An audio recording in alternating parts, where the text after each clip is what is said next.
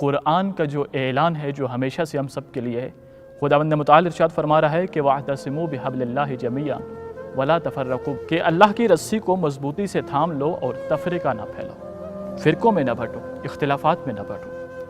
کوئی آپ سے مختلف ہے تو اس سے مختلف ہونے کا حق دو۔ مختلف ہونا کوئی بری بات نہیں ہے، مختلف ہونا کوئی یہ وجہ نہیں ہے کہ ہم اس سے نفرت کرنے لگ جائیں۔ محبتوں کو فروغ دو۔ اسلام تو محبتیں چاہتا ہے، اسلام تو امن چاہتا ہے، اسلام تو آشتی چاہتا ہے۔ کتنا خوبصورت مذہب ہے یہ کہ یہ تو صرف محبتیں بانٹتا ہے، یہ تو جانوروں سے بھی رحم دلی اور شفقت کا درس دیتا ہے، تو پھر انسان کی تو کیا عظمت ہے۔ اسی لیے اگر کوئی ہم سے مختلف سوچتا ہے، اگر کوئی ہم سے مختلف لکھتا ہے، اگر کوئی ہم سے مختلف ہے، تو مختلف ہونا یہ انسان کی فطرت ہے۔ ہر انسان ایک جیسا نہیں ہو سکتا۔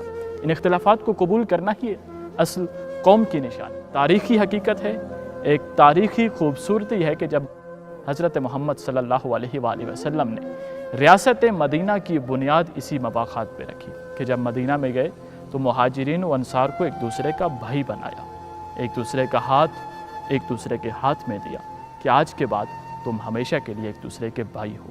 یہ وہ خوبصورت درس تھا کہ جس سے ریاست مدینہ کی ابتدا ہوئی۔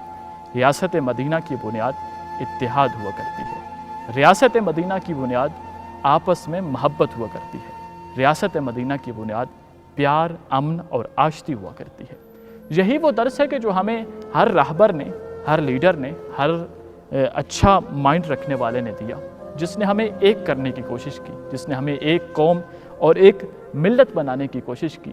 یہ ہے اتحاد، یہ ہے اختلافات کا ختم کرنا، اور یہی درس دیتا ہے اسلام بھی، یہی درس دیتا ہے قرآن بھی، یہی درس دیتا ہے سیرت اہل بیت علیہ السلام میں تمام جو باب ہیں، سیرت کے تمام ابواب یہی درس دیتے ہیں کہ ہم نے ایک رہنا ہے۔